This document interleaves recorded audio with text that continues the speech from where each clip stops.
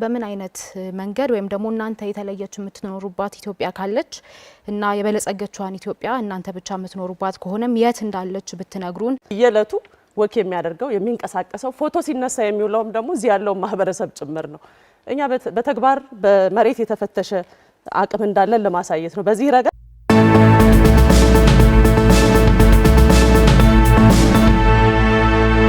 ክቡራን ተመልካቾቻችን የከተማ መሰረተ ልማትና ዲጂታል ኢኮኖሚ ርዕሰ ጉዳይ ላይ 4 ተፎካካሪ ፖለቲካ ፓርቲዎች እዚህ መድረክ ላይ ተገኝተው የተለያዩ የፖሊሲ አማራጮቻቸውን እያቀረቡ ይገኛሉ። ክርክራችን 4ኛው ምዕራፍ ላይ ደርሷል። የፖለቲካ ፓርቲዎች እርስ በርስ ይጠያየቃሉ። ለሁሉም የፖለቲካ ፓርቲዎች ለእያንዳንዳቸው 2 ደቂቃ ተፈቅዷል። ካሁን ቀደም ንግግር ሲያደርጉበት በነበረው ቅደም ተከተል ይቀጥላሉ። ትብብር ለኢትዮጵያ አንድነት ወይዘሪት ሚስጥረ 2 ደቂቃ አለዎት፣ መቀጠል ይችላሉ። አመሰግናለሁ ዳዊት። ማነሳቸው ጥያቄዎች ኮንቴክስት ላይ ቤዝድ ያደረጉና ሬቶሪክ የሆናቸው አብዛኞቹ፣ ስለዚህ ኮንቴክስቴን እስከገነባ ድረስ እንድትታገሱኝ ጠይቃለሁ። የመጀመሪያው ለብልጽግና ነው የማቀርበው። አሁን ላይ ያለው የኢትዮጵያ መልክ እንደምትሉት እድገትና ብልጽግና አይደለም ብለን እናምናለን። ምክንያቱም በሀገሪቱ ጦርነት፣ መፈናቀል፣ ወጥቶ መግባት አለመቻል፣ ከድህነት በታች የሆነ ድህነት፣ ሰርቶ ማግኘት ወይም ክፍያ ማግኘት አለመቻል የኢትዮጵያ አሁናዊ ሁኔታ ሆኖ ሳለ በምን አይነት መንገድ ወይም ደግሞ እናንተ የተለየች የምትኖሩባት ኢትዮጵያ ካለች እና የበለጸገችዋን ኢትዮጵያ እናንተ ብቻ የምትኖሩባት ከሆነም የት እንዳለች ብትነግሩን። እድገትና ብልጽግና ነው ትላላችሁ፣ በአንጻሩ ጦርነት፣ መፈናቀል፣ ሰርቶ ማግኘት የማይቻልበት ከተማ ነው የሚል በተደጋጋሚ አንስተዋል። እኛ ምንም እንኳን የሰላም መድረክ ባይሆንም ከመሰረተ ልማትና ከዲጂታል ኢኮኖሚ ጋር አያይዤ ለማንሳት ሞክራለሁ። የመጀመሪያው ዜጎቻችን ሁሌ ተቀጣሪ ሆነው ገቢያቸውን በትንሹ እያዩ እንዲያድጉ አይደለም ብልጽግና የሚፈልገው። ብልጽግና ሀብት ፈጣሪ ዜጎች እንዲኖሩት ነው የሚያደርገው። ስለዚህ በዚህም የስራ እድል ፈጠራን በተመለከተ ባለፉት 5 ዓመታት የኮሪደር ልማቱና ተያያዥ የንግድ ማሳለጦችን ተያይዞ በሌሎች እንግዲህ ብልጽግና ሁላችንም እንደምናውቀው በብዝሃ ዘርፍ ያደላ እንደመሆኑ በማኑፋክቸሪንግ፣ በኢንዱስትሪው፣ በዲጂታል ዘርፉም ጭምር ከቤታቸው ሆነው የሚሰሩ ወጣቶችንም ጭምር በማካተት በአጠቃላይ ለ17.4 ሚሊዮን ሰዎች የስራ እድል ፈጥረናል። ይሄ ዝም ብሎ ከመሬት ላይ የታፈሰ አይደለም፣ በስራ በተግባር የተገኘ መሆኑን ልብ ሊሉ ይገባል። ከዚህ አንጻር ዜጎቻችን በመጀመሪያ ሰው ተኮር በመሆናችን ዜጎች መብታቸው ተጠብቆ ሊኖሩ ይገባል። ይሄ ከኮሪደር ልማት አንጻር ብናየው በተለይ ከከተማ ልማት ጋር ተያይዞ ማንሳት ስለሚያስፈልግ አብዛኛው ማህበረሰባችን መጸደጃ ቤት ያልነበረበት በቆጥ ላይ የሚኖር 6-7 ቤተሰብ አዲስ አበባ ከተማ ውስጥ ለዛውም የአፍሪካ የብልጽግና ተምሳሌት የምንላት ከተማ የፊት ገጽታችን የሆነች ከተማ ውስጥ በቅርብ ርቀት የምናያቸው የነበሩ ቤቶች አንገት የሚያስደፉ የነበሩ ናቸው። ይሄንን እኛ መመስከር ይገባናል ብዬ አላስብም። ህብረተሰቡ የምንልበትም እኛ ህዝባችንን ይዘን ስለምንሰራ ነው። ወጣ ብሎ ማየት ይቻላል። በየዕለቱ ወክ የሚያደርገው የሚንቀሳቀሰው ፎቶ ሲነሳ የሚውለውም ደግሞ እዚህ ያለው ማህበረሰብ ጭምር ነው። እኛ በተግባር በመሬት የተፈተሸ አቅም እንዳለን ለማሳየት ነው። በዚህ ረገድ አብዛኛውን ለሰው ክብር የሚሰጥና በተለይ ለዜጋ ምቹ የሆነ ፓርቲ እንደሆነ ለማንሳት ፈልጌ ነው። ቅድም የህዳሴ ግድብን በተመለከተ አንስታችኋል። የህዳሴ ግድብ በምን መለኪያ ነው የብልጽግና ሌጋሲ ሊሆን የሚችለው የሚለው እንድትመልሱልን። ከተርባይን መቀነስ አንጻር፣ የኢትዮጵያን ጥቅም አሳልፎ ከመስጠት አንጻር የህዳሴ ግድብ በምን አይነት መለኪያ የብልጽግና ሌጋሲ ሊሆን እንደሚችል አይገባንም። እሱን ብታብራሩ። እንግዲህ የህዳሴ ግድብ ሁላችንም እንደምናውቀው ለረጅም ዓመታት በጥናት የነበረ እሱን የካደም አካሄድ የለንም። ብልጽግና ፕራግማቲክ የሆነ በተለይ በትውልድ ቅብብሎሽ የሚያምን ፓርቲ ነው። ይሄን ስንል የተጀመረ ለመሆኑ እኛ መካድም አይጠበቅብንም የነበረም ነው። ነገር ግን የፕሮጀክት አፈጻጸም እና የፕሮጀክት አመራር ሂደቱ ግን በጣም የተበላሸ መሆኑን የኢትዮጵያ ሕዝብ የሚያውቀው ነው።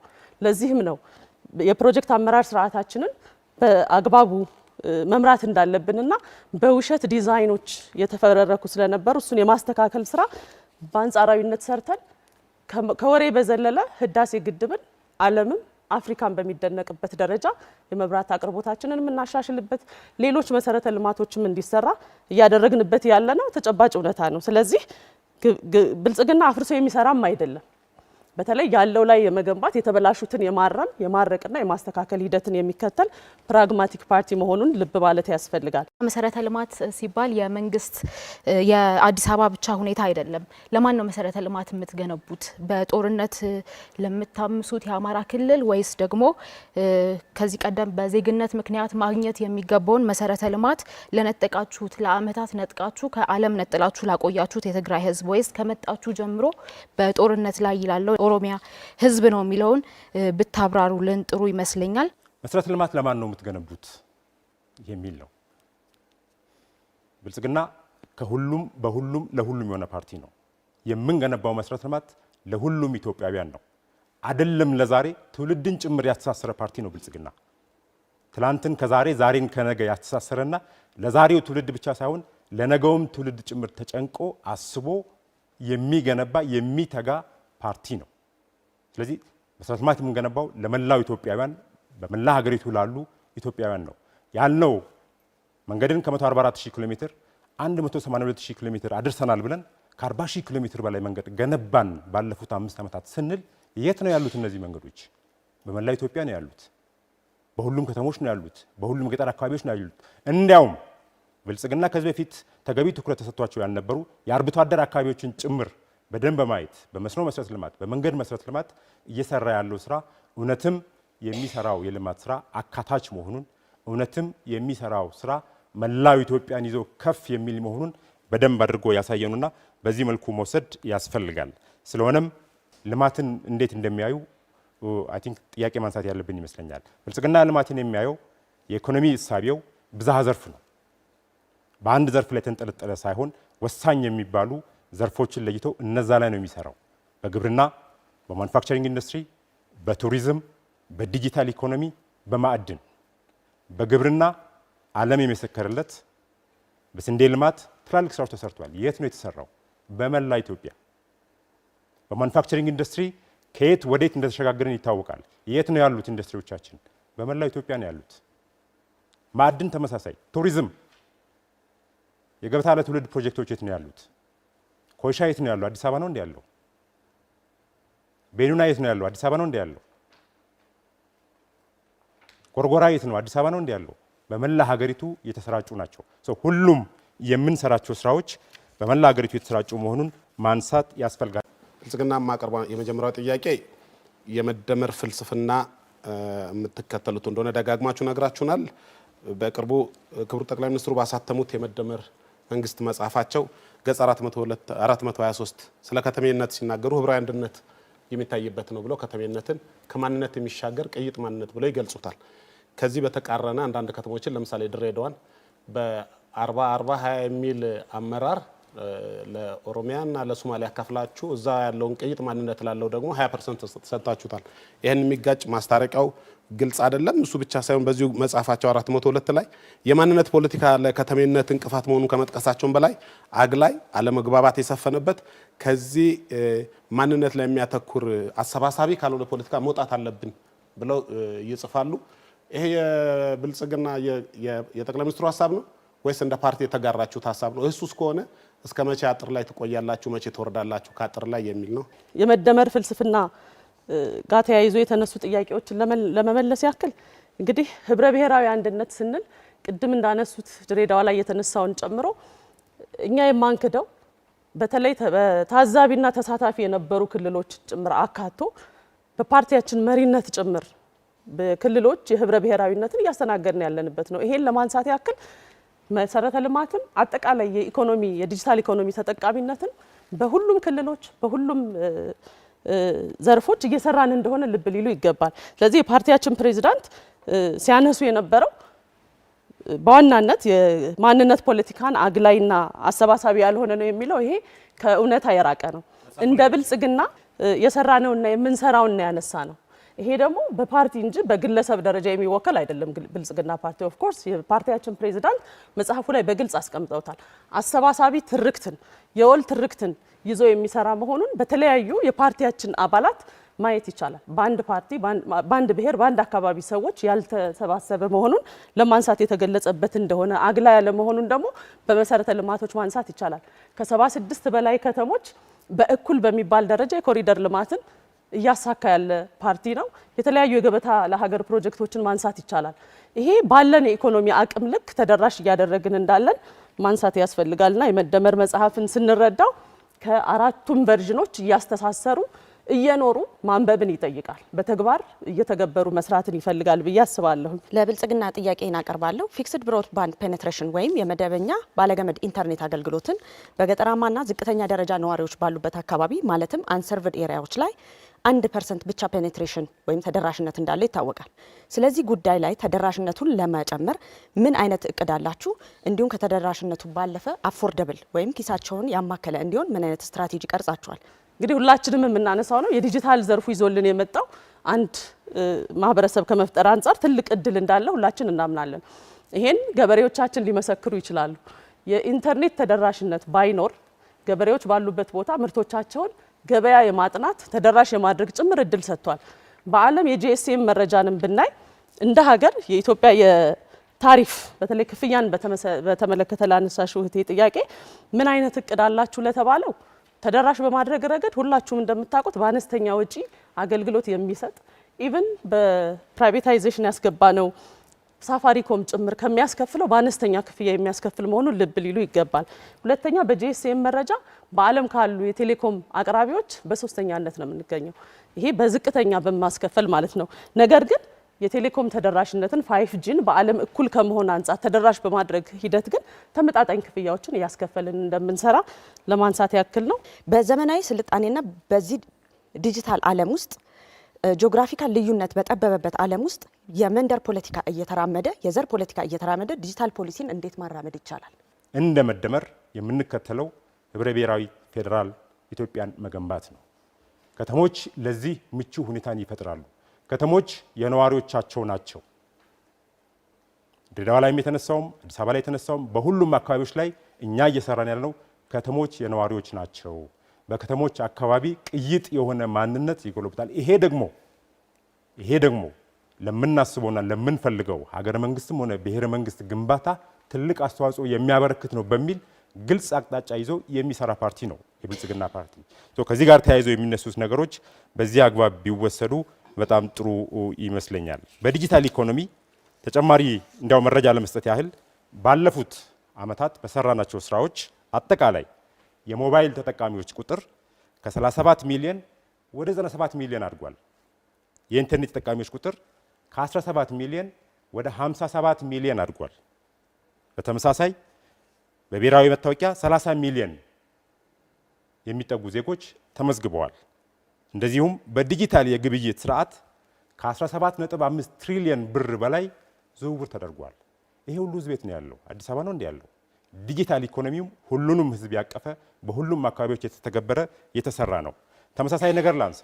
በመስኖ መሰረተ ልማት የሰራናቸውን ስራዎች ብናይ በርካታ ችግር ውስጥ የነበሩ የመስኖ ፕሮጀክቶችን ጭምር በመፍታት ማጠናቀቅ፣ ማስመረቅ፣ መጨረስ ችለናል።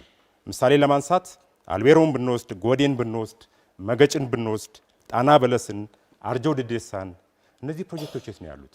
በመላ ሀገሪቱ የተሰራጩ ፕሮጀክቶች ናቸውና ልማታችን አካታች ልማታችን ሰፊ መሰረት ያለው በሁሉም ቦታዎች የሚተገበር ከተማንና ገጠርን ሚዛን የጠበቀ የከተማ ኮሪደር ብለን እንኳን አላቆምንም። በገጠሩ የሚኖረው አርሶ አደር በገጠሩ የሚኖረው ህብረተሰብ የኑሮ ሁኔታው የኑሮ ዘይቤው ሊሻሻል ይገባል ብለን የገጠር ኮሪደርን ተግባራዊ ማድረግ ጀምረናል። የት? በሁሉም ወረዳዎች በሁሉም አካባቢዎች። ስለዚህ ልማታችን ይህንን እንደሚከተልና እንደሚወስድ የተፎካካሪ ፓርቲዎችም መላውም ህዝብ የሚያውቀው ጉዳይ ስለሆነ አይ ቲንክ ይሄን በዚሁ ላብቃ። አመሰግናለሁ። እኔም ጥያቄ ማቅረብ የምፈልገው ለብልጽግና ነው። ይህንን የሚያቀርበው ምክንያቱም ባለፉት ዓመታት ከኢህአዴግ ያው በግልባጭ የስም ለውጥ አድርጎ የመጣ ብልጽግና ምንም ተመሳሳይነት የስም ለውጥ ካልሆነ በስተቀር ከሙሉ ኃላፊዎች ጭምር በተዋረደ ያሉትን ለመጠየቅ ፈልገናል። ኢህአዴግ ልዩነት የሌለው ነው የሚለውን ለማንሳት ያክል አይ ቲንክ ከኢህአዴግ አስተሳሰብ ያልወጣ ይመስለኛል። ብልጽግና በእይታም ጭምር ያልነበሩ ነገሮችን እያመጣ አዳዲስ የዲጂታል ኢኮኖሚ ብቻ ብናነሳ በዲጂታል ዘርፍ ከምንም ካልነበረበት ወደ አዲስ ያመጣ ፓርቲ መሆኑን ልብ ሊሉ ይገባል። በዚህ ረገድ የዲጂታል መታወቂያን ማንሳት ይቻላል። የመሶብ አንድ ማዕከል አገልግሎትን ማንሳት ይቻላል። በኢህአዴግ ዘመን ያልነበረ ነው። ስለዚህ የኢህአዴግ ሌላ ግልባጭ ነው የሚለውን ብዙ አናምንበትም። ሁለተኛ ብልጽግና በብዝሃ ኢኮኖሚ የሚያምንና ፕራግማቲክ የሆነ ፓርቲ መሆኑንም ልብ ሊሉ ይገባል። ይሄ የብልጽግናን ማኒፌስቶ ካለማወቅ የተነሳ ጥያቄ አድርጌ ነው መወስደው። የህዳሴ ግድብ ውጤት ያው መሰረት ያው ቀድሞ ጥናቱ በኃይለ ሥላሴ ጀምሮ የመጣ በደርግም ተሞክሮ እንደቀረ ነው መረጃዎች የሚያመለክቱት። በቀድሞ ጠቅላይ ሚኒስትር መሰረት ድንጋይ የተጣለበት ነው። ከዛ ቀጥሎ በብልጽግና እና በመላው ህዝብ ደግሞ የተጠናቀቀ ሲሆን ብቻ የራሱን አድርጎ ማቅረብ ከምን አንጻር ነው ብልጽግና ብቻ ይህን ኃላፊነት እንደወጣ ያንዳንዱ ነጥብ ያንዳንዱ ቦታ ላይ ያለ የኢትዮጵያ ህዝብ አንጡራ ሀብት ነው። የዚህ መድረክና ከዚህ መድረክ ውጭ ያሉ ፖለቲካ ፓርቲዎችም የተሳተፉበት ውጤት ሲሆን የብልጽግና አድርጎ ማቅረብ ከምን አንጻር እንደሆነ እንዲገለጽ ፈልጌ ነው። ህዳሴ ግድብ በተመለከተ የተነሳው ነገር በጣም የሚገርም ነው በእውነት። ህዳሴ ግድብ ደግመን ደጋግመን እንደምንለው የመደመር እሳቢያችን ግልጽ ማሳያ፣ የብልጽግናም ደግመን ደጋግመን እንደምንለው እንደምንጠቅሰው መላውን የሀገራችንን ህዝብ ይዘን በሀገር ውስጥም በውጭም ያሉትን ያሳካነው ግብ ነው። የማን ነው የሚለው ውስጥ ይህንንም በይፋ በፓርቲያችን ፕሬዝዳንት ጭምር ደጋግመን እንደገለጽ ነው እዛ ሽሚያ ውስጥ አንገባም። እኛ ብልጽግና የሚከተለው እሳቤ የመደመር እሳቤ ነው። መደመር ደግሞ ከትላንትና ያለውን መነሻ ወረት ወስዶ ዛሬን ሰርቶ ለነገ ማስተላለፍ ነው። ይህንን በተጨባጭ ያሳየንበት የአንድነታችን፣ የመተባበራችን፣ የመደመራችን ትዕምርት የሆነ ማሳያ የሆነ ፕሮጀክት ነው። ፕሮጀክቱ የነበረበት ችግር የሚታወቅ ነውና ከዚህ አኳያ የተነሳው ነገር የሚያስተዛዝብ ነው ብዬ ነው የምወስደው። አዲስ አበባ ብቻ አይደለም ከተሞች የኢትዮጵያ ህዝብ የሚገኝበት አዲስ አበባ ብቻ አይደለም። አገራችን ከ130 ሚሊዮን በላይ ህዝብ ነው አለበት ተብላ የምትታሰበው። ስለዚህ ለመሆኑ እነዚህ ለአፍሪካ ተምሳሌት የሆነች ይቺ አዲስ አበባ ኮሪደር ልማት አልፎ በመብራት ተሸብርቃ ቡሃ እንትነች አለች ነው ወይስ መላው ኢትዮጵያ ነች? እንደሚታወቀው ዓለም አቀፍ ኮሚኒቲዎች ሲመጡ በእነዚህ መንገዶች ታጅቦ ስለሚሄዱ ነው ወይስ አዲስ አበባ ውስጥ ተገብቶ ያለው ማህበረሰብ የዚህ ተቋዳሽ ሆኗል? ከኮሪደር ጋር ተያይዞ አሁንም ቢሆን የተፎካካሪ ፓርቲዎች እይታ ቁንጽል፣ እንደዚሁም የተሰሩትን ስራዎች ደግሞ የመካድ የሚመስል ነው። ኮሪደር ልማት የመንገድ ጉዳይ ብቻ አይደለም። ኮሪደር ልማት የመብራት ጉዳይ አይደለም። ኮሪደር ልማት የመናፈሻ ጉዳይ አይደለም። በኮሪደር ልማት ብልጽግና እያሳየ ያለው እሳቤዎችን ለሀገር ያለውን መሻት ሀገርን ከየት ወዴት ከተሞቻችን ከምን ወደ ምን እንደሚያሸጋግር በተጨባጭ ተግብሮ ያሳየበት ኢኒሼቲቭ ነው። በኮሪደር ልማት ውስጥ ከተሞች የተወሰኑ የህብረተሰብ ክፍሎች ሳይሆን የሁሉም የነዋሪዎች ሊሆኑ ይገባል በሚል የምናያቸው ከተሽከርካሪዎች ከሚሄዱባቸው መንገዶች በተጨማሪ የእግረኛ መንገዶች፣ የሳይክል መናፈሻዎች፣ የህፃናት መጫወቻ እነዚህ ሁሉ የሚገነቡት መሰረተ ልማት መንገድ ብቻ አይደለም። መሰረተ ልማት ትውልድ ነው። ትውልድ ላይ ልንሰራ ይገባል። ዛሬ ያሉ ልጆች፣ ዛሬ ያሉ ህፃናት እነዚህን ቦታዎች ተጠቅመው ራሳቸውን ካልገነቡ ካላሳደጉ የነገው ኢትዮጵያ ዋስትና በዛሬው ትውልድ ላይ ያለ ነው በሚል በዛ መልኩ ብልጽግና አይቶ የሰራው ጉዳይ ስለሆነ እይታችሁን ትንሽ ብታሰፉ የተሰሩ ስራዎችንም ሪኮግናይዝ ብታደርጉ ጥሩ ነው። እናንተ ባታደርጉ ግን መላው አፍሪካ መላው ዓለም የተደመመበት የመሰከረበት የምንኮራበት አጠናክረን የምንቀጥለው ስራ መሆኑን በዚህ አጋጣሚ ማንሳት እፈልጋለሁ። ከዚህ ጋር ተያይዘው በአዲስ አበባ ላይ ብቻ የተገደበ ነው፣ አዲስ አበባ ላይ ብቻ የታጠረ ነው የሚል ነው። ይሄን ከኮሪደር ልማቱ እንኳን ስንነሳ አሁን ላይ ዛሬ ላይ ከ76 በላይ በሆኑ በመላ ሀገሪቱ በሚገኙ ከተሞች ላይ ተግባራዊ የተደረገ ነው። አዲስ አበባ ብቻ ሳትሆን ሆሳና ብቻ ሳትሆን ሶዶም፣ ጅማም፣ ጅግጅጋም፣ ድሬዳዋም፣ ሀረርም፣ ጎንደርም፣ ባህር ዳርም በመላ ሀገሪቱ የኮሪደር ልማት ተተግብሮ ወይም እየተተገበረ ውጤት እያየንበት ከተሞቻችን ያላቸውን ውበት እያወጡ ያሉበት በከተሞች የሚኖሩ ነዋሪዎችም የተመቸ ኑሮ የሚኖሩበት ሁኔታ እየተፈጠረ ነው ያለው። የምርጫ ምልክታችን የስንዴ ነዶ ነው። የስንዴ ነዶ የመተባበር፣ የአንድነት፣ የመደመር ምልክት ነው።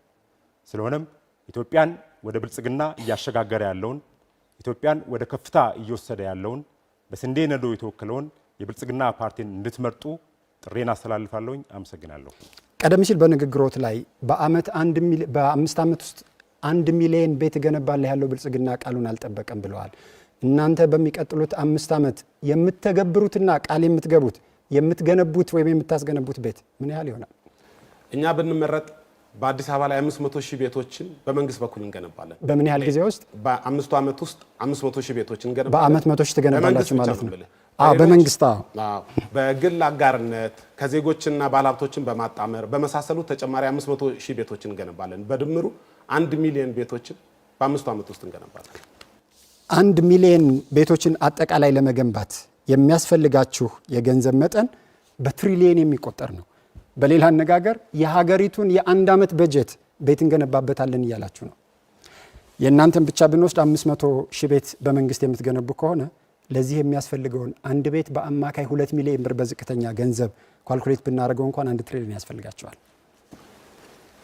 እነኚህ የፋይናንስ እስካሁን ስንከተለው የነበረው የቤት አሰራር የፋይናንስ ስርዓት የተበላሸና ለሙስና የተጋለጠ ከመሆኑም በላይ እንደምናስታውሰው ኢትዮጵያ እንደሚታዘቡት ከ50 ቢሊዮን ብር በላይ ብድር የቤቶች ልማት ፕሮጀክት ላይ ከመከረኛው ንግድ ባንክ ተበድረው ያልመለሱት እንዳሉ እናውቃለን። መንግስት ስትሆኑ ይሄዳ እናንተንም ይጠብቃቸዋል። በጣም ጥሩ። እኛ ይሄን የምናስተናግድበት የተለየው መንገድ ምንድነው? እሱ የቤቶች ልማትን ብቻ የሚመለከት ሞርጌጅ ባንክ እናቋቁማለን። ይሄ ባንክ እነኚህን ቤቶች ፋይናንስ በማድረግ ከሁሉም ባለድርሻዎች ከዜጎች ጨምሮ ሀብት የማሰባሰብ እነኚህን ሀብት ደግሞ በስርዓት የማስተዳደር ኃላፊነት ይኖርበታል። ባንኮች ሁሉ አንደኛው የሶሻል አውትሪች ወይም ደግሞ ማህበራዊ ግዴታቸውን ከሚወጡባቸው እንደገና እዚህ ፕሮግራም ላይ እንደ አትራፊም ጭምር እንዲሳተፉባቸው የምናደርገው በጋራ የሚመሰርቱት የሞርጌጅ ባንክ ይኖረናል። ይሄ ባንክ ይህንን ፋይናንስ ያቀርባል። እንደዚህ አይነት ባንክ ኢትዮጵያ ውስጥ አንደኛ አንድ የግል ባንክ አለ ቤቶች ልማት ላይ ብቻ የሚያተኩር፣ ሁለተኛ ሁሉም ባንኮች መስፈርቱን እስካሟላ ድረስ ለየትኛውም ዜጋ ለቤት ልማት የሚሆን ብድር ይሰጣሉ። እናንተ እንፈጥሯለን የምትሉት ባንክ አሁን ካሉት ምን የተለየ አማራጭ ለህዝቡ አለው? በሁለት መሰረታዊ ጉዳዮች ላይ ይለያል። አንደኛው አሁን ያለው በግል የተቋቋመ ያልከኝ ባንክ አቅሙ በጣም ደካማና የተመሰረተበትም ሞዳሊቲ ከፍተኛ የፋይናንስ ትርፍ የማግኛ አፕሮች እንጂ ይሄንን የማሳለጥ ዋነኛ ትኩረት አድርጎ የሚሰራ አይደለም። ሁለተኛው ደግሞ እንዳልከኝ ሌሎች ባንኮች እንደሚያበድሩ እናውቃለን። የሚያበድሩበት ግን ኮሜርሻል ሎን ወይም ደግሞ ትርፍ ማግኛ አድርገው የሚያስቡበት። ስለዚህ እናንተ ምን አይነት ብድር ነው የምታመቻቹት? እኛ የምናመቻቸው ሌሎቹ በአክሲዮን ሼር የሚያደርጉበት ሞርጌጅ ባንክ በብዙ ባደጉት ሀገሮች ተሞክሮ ትርፋማ መሆኑ የሚታወቅበት ይህንን ችግር መፍቻ መንገድ የዜጎችን የቤት ችግር ለመቅረፍ ብቻ አተኩሮ የሚሰራ በዝቅተኛ ወለድ የሚሰራ ባንክ ነው። ምናልባት የወለዱን ተመናውን መናገር ይችላሉ? አንችልም። ያስቀመጣችሁት ነገር የለም? በየወቅቱ ዝቅተኛ አልኩ። ዝቅተኛ ምልህ ሌሎች ገንዘብ በዋነኛነት ብር ማትረፍ ላይ ብቻ አተኩሮ እንደሚሰሩ የኮሜርሻል ባንኮች ሳይሆን የቤት ልማትን ማሳለጥ ላይ ትኩረት ስለሚያደርግ በየጊዜው የሚኖሩ ኢንፍሌሽኖች ይህንን ተጨማሪ ወጪዎች ሊሸፍን በሚያስችል መንገድ የሚቋቋም ባንክ ይሆናል። በ1997 እና በ2005 የጋራ መኖሪያ ቤት መርሃ ግብር ተመዝግበው ቤት እየጠበቁ ላሉ 600 ሺህ ኢትዮጵያውያን ኢዜማ መንግስት ቢሆን በምን ያህል ጊዜ ቤት ያቀርብላቸዋል? ቅድም ከነገርኩህ 1 ሚሊዮን ቤቶች ውስጥ ቅድሚያ የምንሰጣቸው ተመዝግበው ለረጅም ጊዜ ወረፋ የጠበቁና ተገቢ ኃላፊነታቸውን የተወጡ ዜጎችን የዚህ ተጠቃሚ እናደርጋለን። ይህ ማለት ቤቶች በከፍተኛ ወጪ እንደሚገነቡ እንደ ባለሙያ ያገነዘባለሁ። ይሄንን ቤቶችን በነፃ እየገነባን ለዜጎች ማደል የሚያስኬድም አይደለም ተገቢም አይደለም። እንደየአቅማቸው እኛ መፍጠር ያለብን መስራት ለሚችሉ እንዲሰሩ፣ መከራየት ለሚችሉ እንዲከራዩና በረጅም ጊዜ ቁጠባ ቤት ማግኘት ለሚያስቡ ዜጎች ይህን እድል ማመቻቸት ነው። ስለዚህ እንደየኃላፊነታቸው መጠን እንደተወጡት ኃላፊነት መጠን ዜጎች ቤት እንዲያገኙ እናደርጋለን። የቤት አቅርቦት ላይ ባለሙያዎች የሚያነሱ ጥያቄ 20/80 በሚባለው የቁጠባ መርሃ ግብር 20 በመቶውን ሙሉ በሙሉ ቢቆጥቡ እንኳን 80 በመቶውን መንግስት ማሟላት አይችልም። ከሀገሪቱ ኢኮኖሚና ከሀገሪቱ በጀት አንጻርም የማይቻል ነው እኮ። እናንተ እንዴት ነው እስካሁን ያልተቻለውን እንዲቻል የምታደርጉት? ቅድም ባልኩ ሁለት ችግሮችን በመፍታት ማሳለጥ ይቻላል። አንደኛ የተዝረከረከና ለሙስና ክፍት የሆነ ቅድም የጠቀስኩልህ 50 ቢሊዮን ብር በላይ በሙስና የባከነ ገንዘብ ብዙ ችግሮችን ሊፈታ ማረጋገጫ አላችሁ? 50 ቢሊዮን ብር በሙስና ለመባከኑ መንግስት ይፋ አድርጎት በእናንተ ሚዲያ እኮ የተዘገበው ነው የምነግርህ። በእኛ ሚዲያ ገንዘቡ የኢትዮጵያ ንግድ ባንክ የአዲስ አበባ ከተማ አስተዳደር ላይ 56 ቢሊዮን ብር እዳ አለበት ነው እንጂ በሙስና ተበላ ብለን አልሰራንም። እዳው እኮ ከየት የመጣ ነው? በተዘረከረከ አሰራር ሊገነባበት የሚገባውና ረጅም ጊዜ በመቆየቱ ተከማችቶ ቤቱ ከተላለፈ በኋላ ነዋሪዎቹ በየወሩ የሚከፍሉትና የሚቆጥቡት ገንዘብ እዳውን መክፈል አይችልም ነው። በዛ ምክንያት የተከማቸ ብድር ነው። እሱ ብቻ አይደለም፣ አጠቃላይ ኢንኤፊሽንት በሆነ መንገድ በመሰራቱ መንግስት ሁሉን ሰርቶ ለማቅረብ የማይቻለውን መንገድ በመሞከሩ የተዘረከረከ የመንግስት አሰራርና የባከነ ሀብት ድምር ውጤት ነው። መሰረተ ልማትን በተመለከተ በማንፌስቷችሁ ላይ መሰረተ ልማትን በተቀመጠ በግልጽ የተቀመጠ ሀሳብ የለም። መሰረተ ልማት የሚል አርእስትም የለም። አማራጭ ሀሳብና እቅድ የላችሁም? በመሰረቱ ዘንድሮ በተጨማሪ ካዘጋጀናቸው ፖሊሲዎች አንዱ የመሰረተ ልማት ፖሊሲ ነው። ማንፌስቷችሁ ላይ ግን ከ50 በላይ ፖሊሲዎች አሉን። አንዱ የመሰረተ ልማት ነው። እሱን እያብራራውልህ ነው። ለምሳሌ በማኒፌስቶችን ላይ ስልጣኔ በሚለው የቃል ኪዳን ሰነዳችን ክፍል ላይ የስማርት ሲቲ ሀሳቦች አሉ፣ የስልጣኔ ዝርዝሮች አሉ። እዛ ማኒፌስቶ ላይ ጭምቅ ሀሳቦች እንደ ፔጀሮ ነው የሚቀርብበት እንጂ እያንዳንዱ ፖሊሲ ስለማይዘረዘር ነው። በቀጥታ ለመመለስ የመሰረተ ልማት ፖሊሲ አለን። ስማርት ሲቲ እና ቅድም ያለውን ስልጡን ከተሞች ስልጣኔ በሚል የቃል ኪዳን ሰነዳችን ውስጥ ያለው ያለ መሰረተ ልማት ሊሳካ የሚችሉ አይደሉም። ስለዚህ መሰረተ ልማት ፖሊሲ አለን የዚሁ አካል። በዚህ ፖሊሲ መሰረት በአውራ መንገዶች፣ በፈጣን መንገዶች፣ በባቡር መስመር፣ በኤርፖርቶች ግንባታ መንግስት ብትሆኑ ለኢትዮጵያ ሕዝብ 5 ዓመት ውስጥ ምን ትሰራላችሁ? አንደኛ የትራንስፖርታችን የተወሳሰበ ካደረገባቸው ጉዳዮችና ዜጎች በትራንስፖርት እጦት እንዲንገላቱ ያደረገበት መሰረታዊ ጉዳይ አማራጭ መንገዶች አለመስፋታቸው ነው።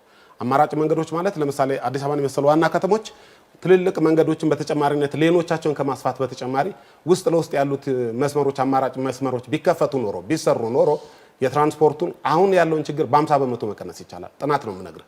ስለዚህ ብንመረጥ መንግስት ሆነን ብንመረጥ አዳዲስ መንገዶችን የአዋጭነት ጥናት የተደረገባቸውን አዳዲስ ኮሪደሮችን ከመክፈት በተጨማሪ ተጨማሪ የውስጥ ለውስጥ መንገዶችን በከተሞች ውስጥ በማሳደግ ያለውን የትራንስፖርት ችግር ለመፍታት እናስባለን። ያሉንን በተለይ ስንከተለው በነበረው ማንነትን መሰረት ያደረገ የፖለቲካ ስርዓት መስራት ምክንያት የአዋጭነት ጥናት በበቂ ያልተደረገባቸውና ለፖለቲካ ማባባያ ወይም ደግሞ ለክልሎች ማባባያ ተደርጎ ያላዋጭነት በየቦታው የተገነቡትን እንደገና በጥናት ላይ ተመስርቶ የአዋጭነት ጥናት በማድረግ ማስተካከያ ማድረግ ማደስ ተጨማሪ ግንባታዎችን ማከናወን ይጠበቅብናል። እዚህ ላይ የማነሳው ጥያቄ የአዋሽ ወልዲያ ሀራ ገበያ መቀሌ የምድር ባቡር ፕሮጀክት ተገባዶ ሳይጠናቀቅ ቆሞ ቀርቷል። የአዲስ አበባ ቀላል ባቡር በታቀደው አገልግሎት መስጠት አልቻለም።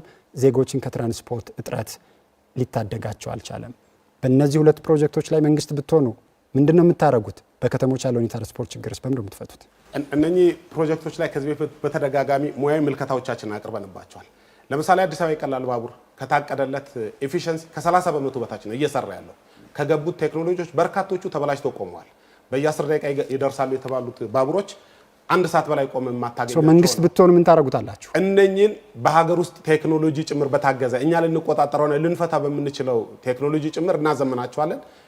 በፊት የተገባበት ውል ከቻይና ካምፓኒዎች ጋር ከሌሎች ሀገሮች ካምፓኒዎች ጋር ሲገባባቸው ጥገናንና ይህንን ማዘመን ጭምር አብሮ የገባበት ባለመሆኑ የውል ስህተት ጭምር በመሆኑ ነው ይሄ ችግር የተፈጠረው። ስለዚህ ቅድም ያልካቸውን ፕሮጀክቶች በዋነኛነት ሊጠይቅ ይገባ የነበረው በእርግጥ ብልጽግና ነው። እነኚህ የተጀመሩት ምን ታረጋግጣላችሁ? መንግስት ብትሆኑ እናንተ ትረከቡታላችሁ። እኛ ስንረከብ የብልጽግናን ችግር ተቀብለን እንፈተዋለን። የምንፈታበት መንገድ ቅድም እንዳልኩ የአዋጭነት ጥናት፣ የተዝረከረኩ አሰራሮችን ማረምና ቅድም ያልኩትን ከውል ጀምሮ የተገባባቸውን የቴክኖሎጂ ጉዳዮች በመፍታት ይሆናል። ዲጂታል ኢኮኖሚ ኢትዮጵያ ውስጥ ለመገንባት መሰረታዊ የሆነ አቅምና መነሻ አለ ብላችሁ ታምናላችሁ? ይህንን ባልደረባይ እንድትመልስ ሰዓቱን እንድታቆምልኝ ጠይቃለሁ። አቅሙ እና መሰረተ ልማቱን ለማሳለጥ የሚያስችል በቂ አቅም አለ። ይህንን ስል የዩኒቨርሳል አክሰስ ፈንድ የሚባል በፍሬምወርክ የተዘጋጀ ከ4 ዓመት በፊት የነበረ እቅድ አለ። እሱም መሬት ላይ አውርዶ በመስራት ብቻ አሁን ያልከው ተደራሽነት ማድረስ ይቻላል። ይህም ማለት ምን ማለት ነው? የአትራፊ የሆኑ ኮሚኒኬሽን ላይ የሚሰሩ የቴሌኮም ድርጅቶችን ተሳታፊ በማድረግ የተወሰነ ትርፋማ የሚሰሩበት ቦታዎች ላይ ኮሌክት በሚያደርጉት ገንዘብ ተደራሽነት የሌለባቸው ወይም ሩራል ኤሪያዎች ላይ ተደራሽ ማድረግ ይቻላል። ገንዘቡ ፈንዱ ከሱ መገኘት ይችላል። ስለዚህ ኦፕሬተሮች ላይ እናንተ ፈንዱ ላይ እንዲያዋጡ የምታደርጉት ገንዘብና የምጠይቁት ይኖራል። ትክክለኛ ዩኒቨርሳል አክሰስ ፈንድ ማለት ትርጉሙ ባይ ዴፊኒሽን እሱ ነው። እሺ፣ አመሰግናለሁ። ክቡራንና ክቡራት፣ ሁለተኛው ዙር የፖለቲካ ፓርቲዎች ከዚህ ከመድረክ ለቀረበላቸው ጥያቄ ምላሽ የሚሰጡበትን አጠናቀናል።